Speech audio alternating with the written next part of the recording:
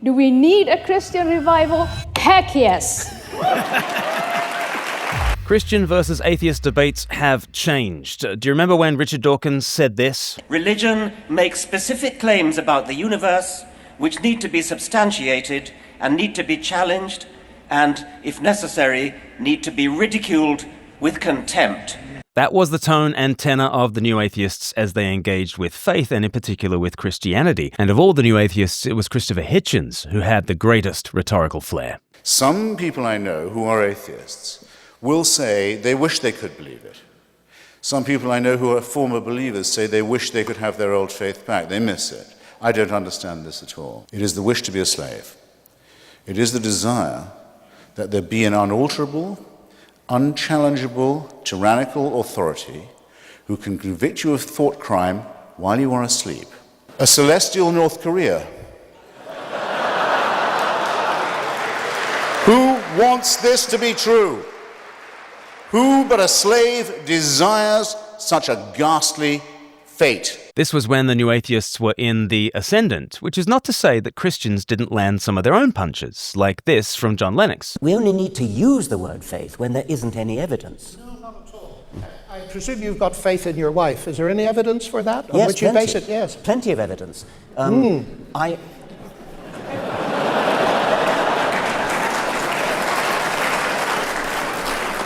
Or William Lane Craig versus Peter Atkins. Do you deny that science cannot account for everything?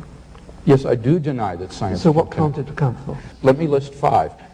Logical and mathematical truths cannot be proven by science. Science presupposes logic and math, so that to try to prove them by science would be arguing in a circle.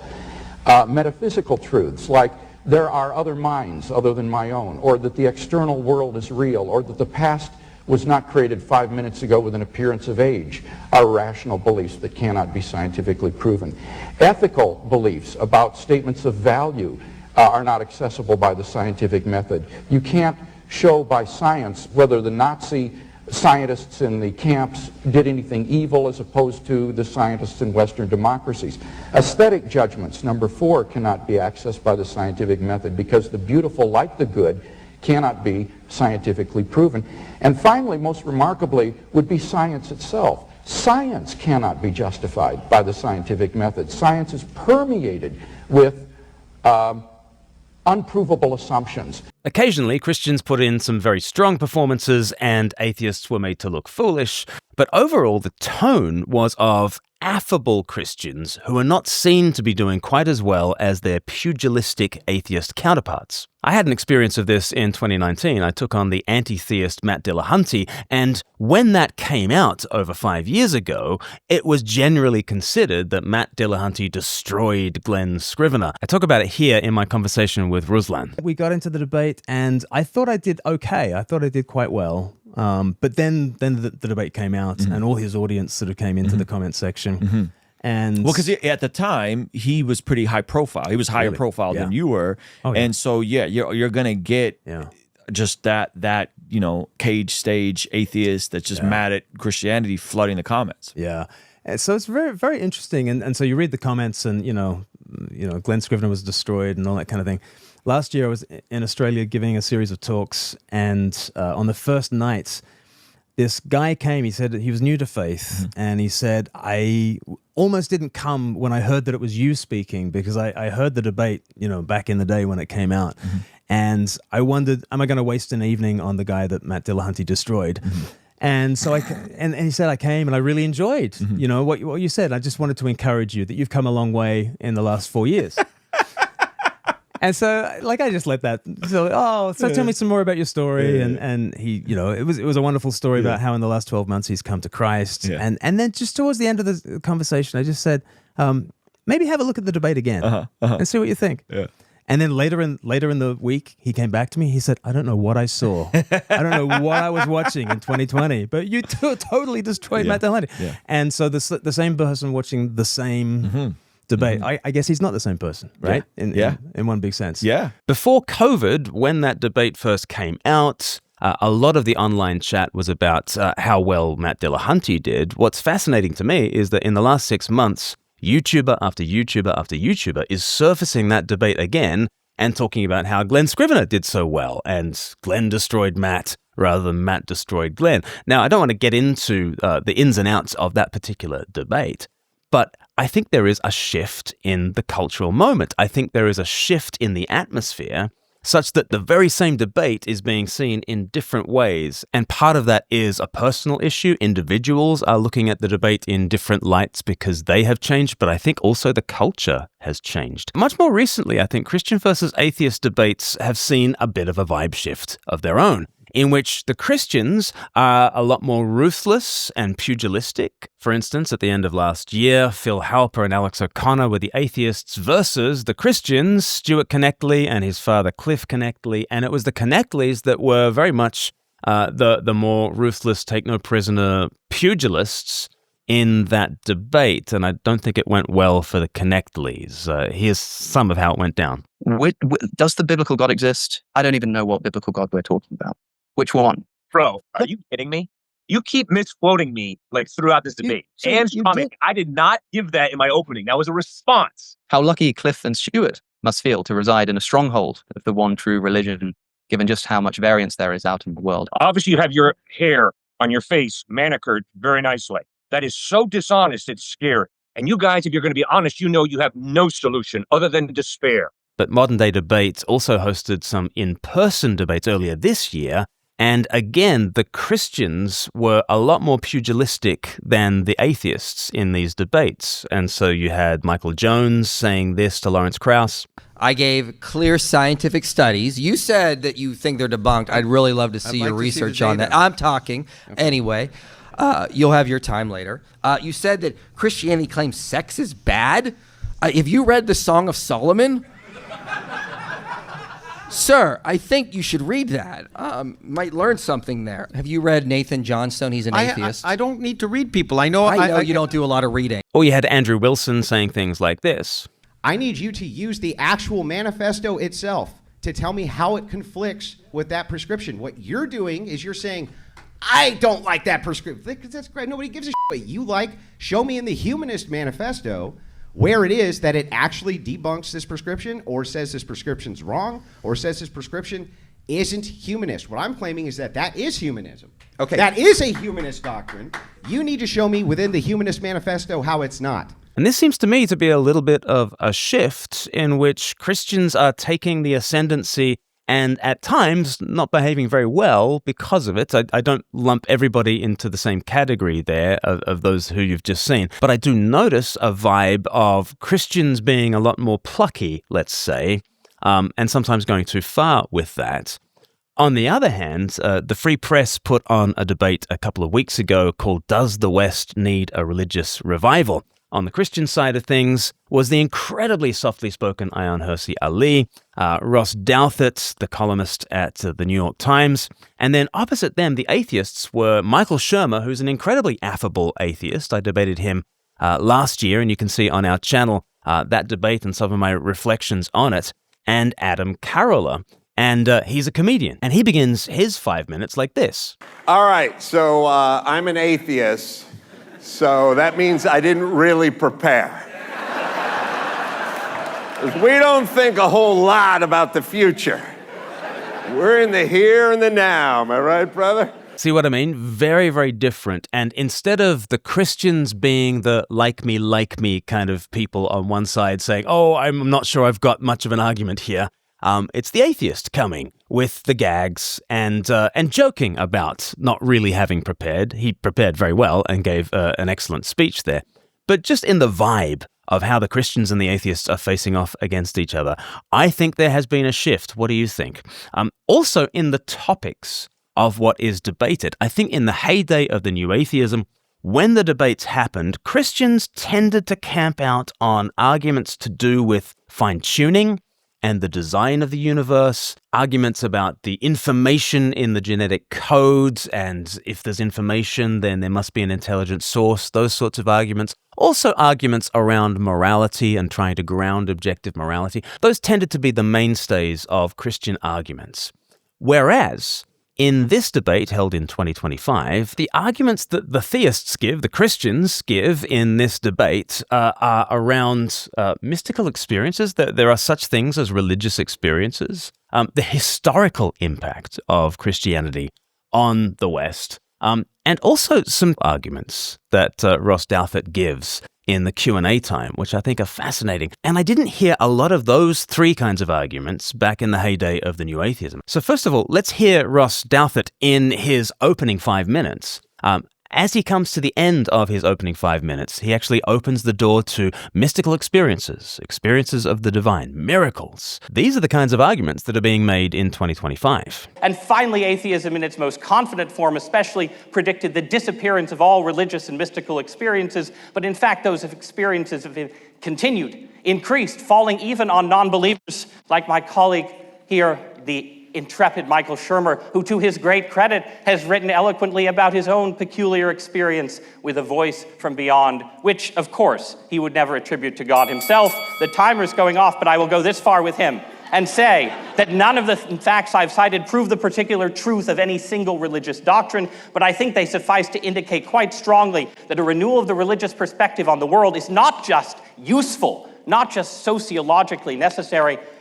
We should also welcome a religious revival because any society deserves to live in truth, and a religious perspective is just more likely than the alternatives to be true. Thank you.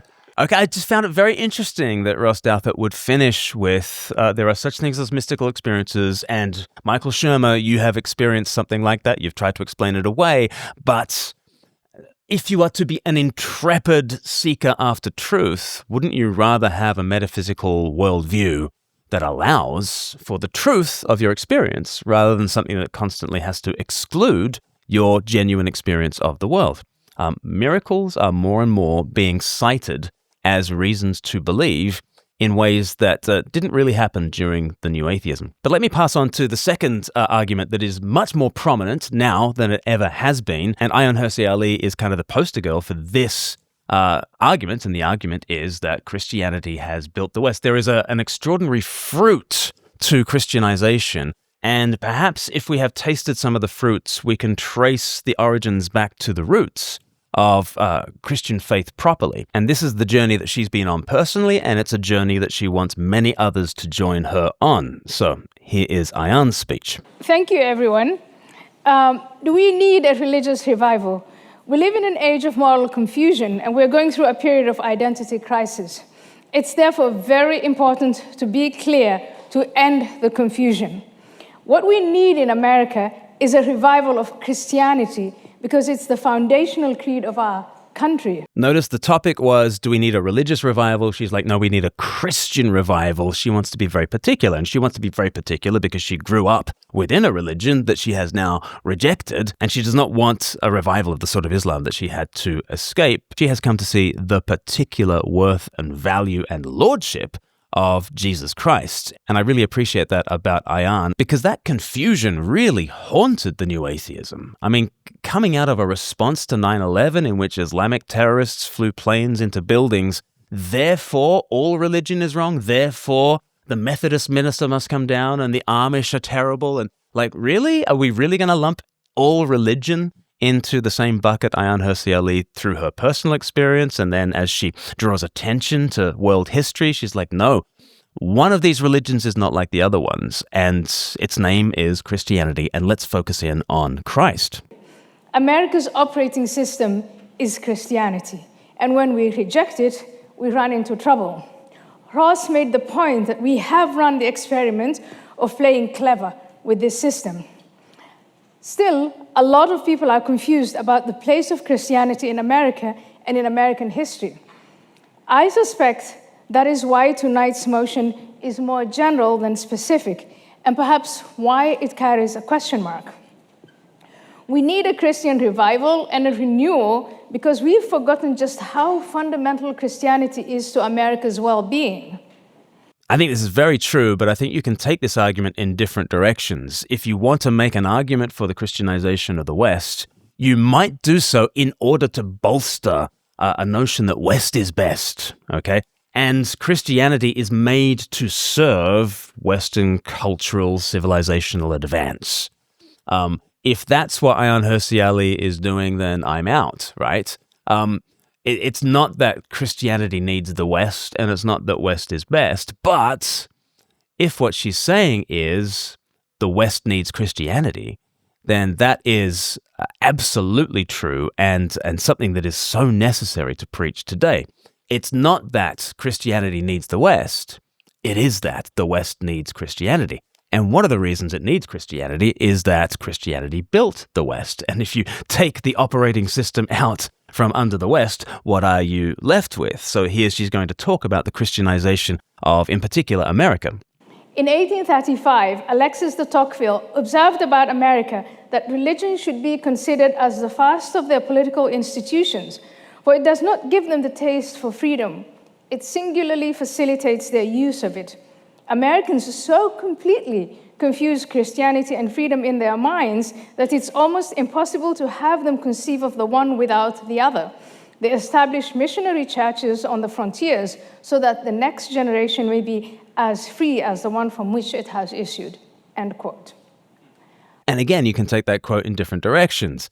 Do we need Christianity in order to get what we really want? Freedom in a modern post-Enlightenment American sense? Or is it Christianity that delivers a peculiar form of freedom? The kind of freedom that is not just free from governmental constraints, but that is actually free from the principalities and powers, that is actually free from temptation, that is actually free from the powers of the flesh. Does Christianity serve a modern political conception of freedom, or does Christianity create a completely spiritual conception of freedom that has political ramifications? I think Ayaan is saying the latter, but it's worth pointing out the danger of the former. De Tocqueville was right. Christianity is the operating system on which the very basics of American constitutional morality, politics, culture, and society were built. I think that's just so obviously true. And the people who want to diminish that truth are doing so for ideological reasons. Like, to point out a couple of deists here and there in among the American founders is not really to take away from Ayaan's point here. Even though it is true that Thomas Jefferson is generally remembered as a deist, the creator he was referring to in the Declaration of Independence when he wrote, "All men are created equal," is not Greek or Roman, nor the God of the Quran, or the gods of South and East Asia. Right. While taking issue with certain passages of the New Testament, Jefferson regarded the teachings of Jesus as having, quote, "the most sublime and benevolent code of morals which has ever been offered to man." In other words, the creator in the Declaration of Independence is the Judeo-Christian God of the Bible. I mean, the least Christian founder of the American Republic was probably Thomas Paine, who was not a signatory of the Declaration of Independence, but he wrote The Age of Reason, and he was even less Christian, as it were, than Thomas Jefferson or Benjamin Franklin. But still, when he was asked, what is the meaning of life in The Age of Reason, he said it was to walk justly, to love mercy, and to endeavor to make our fellow creatures happy. It is that same creator that Abraham Lincoln invoked to end slavery, the same creator that the suffragettes raised to make their case, as did Martin Luther King in his quest to end racial segregation. So that is the sweep she's talking about from Jefferson through to MLK. There has been this Christian drumbeat. And very often the influence of Christianity has been kind of anonymized and secularized. And Jefferson will talk about creator rather than Jehovah, right? But it's been an incredibly Christian history. So does the West need a religious revival? It needs a Christian revival if it's to get back to what it is that actually inspired the West in the first place. One of the issues with the Ayaan Hirsi Ali argument is it might be heard as Christianity needs the West rather than the West needs Christianity. Another issue might be it's a little bit backward looking.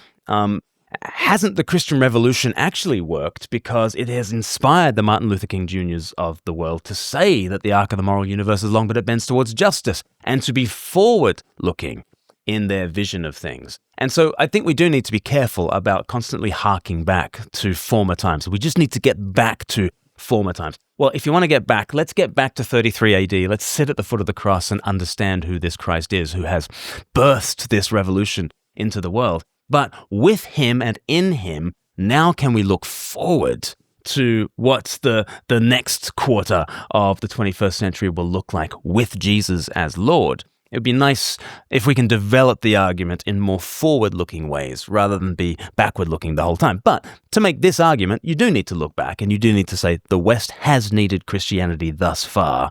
It would be foolish to jettison it in the future. In short, Christianity is our way of life. It's in our DNA.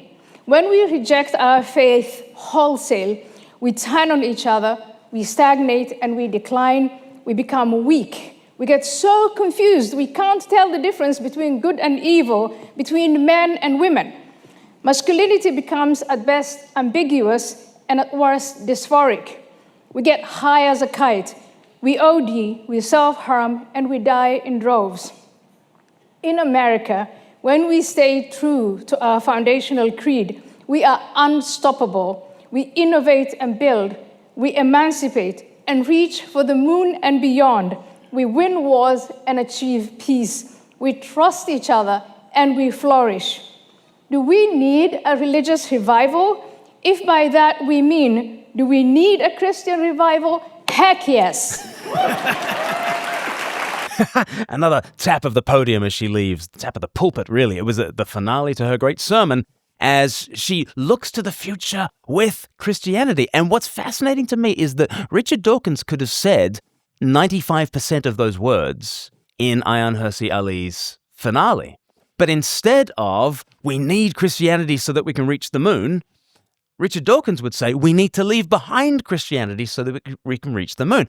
And, circa 2006, Richard Dawkins saying, let's just get rid of Christianity so that we can colonize Mars, I think he would have got exactly that same sort of rousing round of applause from everybody in 2006. Now, in 2025, Ayaan Hirsi Ali says, we can move forwards if only we will go with Christianity. Isn't that different? That is so different. We live in very different times. And of course, Ayaan Hirsi Ali used to be on Richard's side, and now she's on the Christian side. So there's the second argument that you did not hear back in the day. Back in the day, we did not hear the sort of things that Ross Douthat brought in terms of there are miracles, there are mystical experiences, let's bring them to the fore. And those were more apologized for when the new atheism was riding high. Secondly, we didn't hear so much of the Ayaan Hirsi Ali argument, which is kind of the historian Tom Holland argument, that there's this Christianization of the West and we're not going to be able to move forwards without it. But then thirdly, you can just close your eyes and through the process of thinking about the nature of reality, thinking about the very definition of God, you can come to some kind of conception of God. And what Ross does very succinctly and very eloquently is talk to the whole experience of consciousness as an experience that is not at all expected on atheism, but that is completely expected on Christian theism. Let's hear Ross talk about it. I think you can see the conflict between atheism and theism as fundamentally a conflict about what is the primary fact in the universe, mind or matter, right? Does mind come first or does matter come first? If mind comes first, you don't have to be a Christian, but you do have to be some sort of theist or at the very least some kind of pantheist. If you say matter comes first, then you're going to have a very hard time explaining why minds are actually meaningful agents in the world with the kind of rights and dignity and capacities that are ascribed to them by our debating partners. The points I made very briefly in my opening remarks were to suggest I think we have a lot of data from science, philosophy, and human experience, especially over the last 200 years, under conditions of increasing secularism, to make the case that mind has a primary role in the universe. This helps explain why the universe at the highest level, seems designed with human beings in mind. It explains why we, coming up from below in our consciousness, are capable of doing the things that Adam was talking about. How do you build the iPhone? How do you go to Mars or the moon if you don't have confidence that the universe is regular and consistent and mathematically beautiful and made for us to discover? These two things connect, And they also help explain the resilience and persistence of religious experience, which I, as a weirdo supernaturalist, think is an underrated argument for the truths of religion. So where does that get you? Again, it doesn't get you to dogmatic truths of any particular faith, but it gets you to the point where Ayaan comes in and says, okay, if there probably is a God, then it's reasonable to look around the world. You know, there's a bunch of big religious traditions. It's entirely reasonable to say, okay, out of that range of religious traditions, I will throw in my lot with the one that seems to have played a nurturing role in the civilization that I love and that I value and cherish. That's not a mistake that somehow contradicts the deeper claims of religion. That's a rational response to a reality that should impel all of us towards some kind of religious belief. And I will just say again, I think the perspectives of our debating partners, the admirable moralism that they display, itself depends not per se on any specific religious teaching, but on a broader perspective on what human beings are that only makes sense if you assert that mind is primary.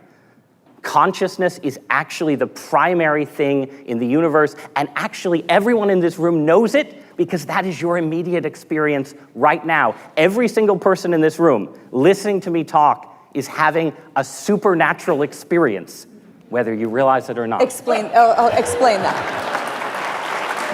Because somehow, Ross, you have not mentioned the word God in that entire beautiful soliloquy. Because God is the appropriate name to give to the primary, no, not to that experience, no, to the primary form of mind and consciousness that we should reasonably hold responsible for our entire existence and for our personal existences. This is what does being made in the image of God mean? It means fundamentally that your consciousness, in a more limited way, participates in the same rational and creative power that set the whole universe in motion. What do I mean by supernatural? The claim that you exist and that you, as a self-identifying conscious agent, have power to make your hands move, to make decisions in the world, is already a supernatural claim, which is why when you push down through atheism, through materialism, you get to like Robert Sapolsky and people denying that free will even exists, right? But we know free will exists. We do. You have no choice. And there's Michael Shermer making a joke as an affable atheist. And how the sides have switched around. It's the Christians who are much more forthright. It's Michael Shermer who makes the joke about choice. We have no choice but to believe in free will. But what Ross Douthat is doing is pointing to the things you already know. You already know that you are a person, and that you have agency in the world, and that you have some measure of freedom in the choices that you make. You already know that you are knowing. You already know that you have a mind and consciousness and an experience of the world that is more real to you, more intimate to you, more close to you than this table is. I might say that this table is just matter, and what really matters in the world is matter. And yet, no, it's actually my experience of this table that is closer to me than the table is, okay? My consciousness comes first. Mind comes first. It's mind over matter. And Ross Douthat is just saying, guys, can we just wake up to what is most intimately true for you in every experience of this world? And every experience of this world is not actually molecules in motion. Every experience of this world is thrumming with the supernatural because it is not natural. It is mind and not matter. And in the New Atheist heyday, these arguments sort of got poo-pooed or shot down or sidelined or considered incredible in ways that nowadays I think people are far more open to just being told, you know what, of course mind is over matter. Of course you know you're free. Of course there's such a thing as morality. Of course these things exist that are not natural and that are supernatural. And I think just being able to say what has always been the sane thing to say, suddenly the same thing is being seen as the same thing and tends to have a lot more plausibility to it. So those are the three arguments that I want to point to from this debate that I think weren't being made as much in former times during the heyday of the New Atheism, but are being made much more now. Talking about miracles, the historical impact of Christianity, and consciousness in this less philosophical but more practical, pragmatic account of how you and I live day to day. I think it's much easier nowadays to simply say to people, you are having supernatural experiences all the time. Whether you've had the Michael Shermer voice from beyond experience, or even just in your conscious experience of the world, or your experience of freely choosing things, or the morals that you take for granted, you are taking for granted supernatural things in all these circumstances. And I think people are waking up to that truth. That's always been the case. But during the New Atheism, I think, well, that was the blip. And we might be returning to a little bit of sanity. And I think that would be for the good. So things for Christians to learn, well, there are 3 areas to press into as you're conversing with your friends. But at the same time, let's watch the tone, right? When the New Atheists were in the ascendancy, there was a harshness at times that was not particularly fitting. I think there's a danger for Christians of bringing to debates a kind of a harshness that's not always fitting. We need to watch ourselves on that. My goal in debates is less to win, more to witness, and never forget that the Greek word for witness is martyr, okay?